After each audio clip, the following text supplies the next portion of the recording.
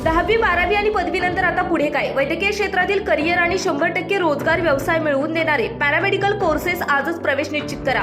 Paramedical क्षेत्रातील आधुनिक कौशल्यपूर्ण प्रशिक्षण आणि दर्जेदार शिक्षण देणारे विश्वसनीय केपी पॅरामेडिकल इन्स्टिट्यूट, शाखा हडपसर, पिंपरी, कात्रज, सातारा. केंद्र सरकारने व राज्य सरकारने अनेक योजना राबवल्या आहेत. मुलगी वाचवा, मुलगी शिकवा, सुकन्या समृद्धी योजना असेल, महिलांसाठी अर्ध तिकीट असेल, प्रधानमंत्री मातृवंदना योजना असतील, प्रधानमंत्री उज्ज्वल गॅस योजना असतील व सिलेंडर योजना, उद्योगी महिलांसाठी विशेष स्टार्टअप मोदीने चालू केलेला आहे. शिलाई मशीन असेल, आयुष्य भारत योजनेतून 5 लाखांचं मोफत अनुदान, उपचारासाठी अनुदान असेल, वंदन योजनेतून, मातृत्व वंदन योजनेतून गरोदर महिलांसाठी पौष्टिक आहार असेल, महिलांना पाणी देण्याच्या हेतूने हर घर पाणी योजना चालू झालेली आहे. सौभाग्य योजनेतून मोफत वीज जोडणी योजना, प्रधानमंत्री आवास योजनेतून मुलींना घरात समान वाटा, महिला बचत गटासाठी कर्ज पुरवठा यासारख्या अभिनव योजना राबवल्या आहेत. महाराष्ट्रातील महायुती सरकार देखील महिलांसाठी विशेष योजना राबवत अग्रभागी राहिलेले आहे. खास करून महिलांना महाराष्ट्रात निम्म्या किमतीत बस प्रवास तसेच मुलांच्या नावामध्ये आईचे नाव अधिकृतपणे लावण्यास सरकारने सुरुवात केली आहे. आणि आपण सरकार बघितलं, शिंदे साहेबांचं सरकार बघितलं, जे कधी झालं नाही या पुढील काळामध्ये, तर तप्तर सरकार आणि शासन आपल्या दारी हा चांगला कार्यक्रम मुख्यमंत्र्यांनी राबवल्या. तिथेच सगळे अधिकारी आणून ज्या ज्या योजना चालू करून त्यांनी एक मोठा चांगला संदेश आपल्याला दिलेला आहे. आणि शिरूर लोकसभेचे महायुतीचे उमेदवार शिवाजीराव आढळराव पाटील यांनी देखील लोकसभेत महिलांसाठी जोरदार आवाज उठवला होता. नोकरीमध्ये महिलांसाठी आणि त्यांच्याशी निगडीत बाबींसाठी आरक्षणाची तरतूद सुद्धा करणारे विधेयक त्यांनी मांडलं होतं.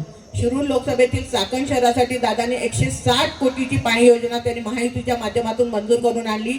त्याचं श्रेय मला वाटतं सगळं शिंदे सरकारला जातं. कारण दादांच्या पाठीमागे आपल्या राज्याचे मुख्यमंत्री शिंदे साहेब उभे होते आणि म्हणून आपण 1500 कोटीचा निधी या राज्यामध्ये आणू शकलो. आणि तुम्हा सर्वांच्या समोर जाताना आनंद असा वाटतो की दादांना ती कामं सगळी त्यांच्या माध्यमातून करता आली. 2 उपमुख्यमंत्री पण त्यांच्यावर होते. या माध्यमातून आपल्याला चांगली कामं करतात, त्याचं श्रेय त्यांना जातं आणि दादांनी केलेला पाठपुरावा. आणि याच वेळेला बकरी हिल या परिसरामध्ये पाण्याची समस्या जटिल असताना सदर जागा संरक्षण विभागाच्या अखत्यारीत येत होती. आढळराव पाटील साहेबांनी या ठिकाणी पाणी योजना राबवण्यासाठी केवळ पाठपुरावाच केला नाही, तर देशाच्या संरक्षण मंत्रालयाकडून आवश्यक ती परवानगी मिळवण्यात यश मिळवले व या महत्त्वाच्या कामासाठी प्रमोददादा भानगिरे असतील, दादांकडे पाठपुरावा केला होता. आपण बघितलं नानांचं काम, प्रत्यक्ष लगेच काम, लगेच निर्णय, आणि असं आपल्याला त्यावेळेला त्यांनी हॅट्रिक केलेली आहे. आणि चौथ्यांदा आपण त्यांना त्यांच्या भावी आयुष्यासाठी शुभेच्छा देणार. त्यांच्या मनातील सर्व इच्छा पूर्ण होत अशी आपण महिलांनी इच्छा व्यक्त करूया. आणि आज केंद्रात पुन्हा नरेंद्र मोदी यांचं सरकार येत असताना तिसऱ्यांदा नरेंद्र मोदींना आपल्याला पंतप्रधान करायचंय. त्यामुळे आपल्याला सर्व 4ही उमेदवारांना आपल्याला निवडून द्यायचंय. आणि या प्रत्येकाचं वेगवेगळं जरी असलं तरी ते महायुतीचे उमेदवार असल्यामुळे आपण आज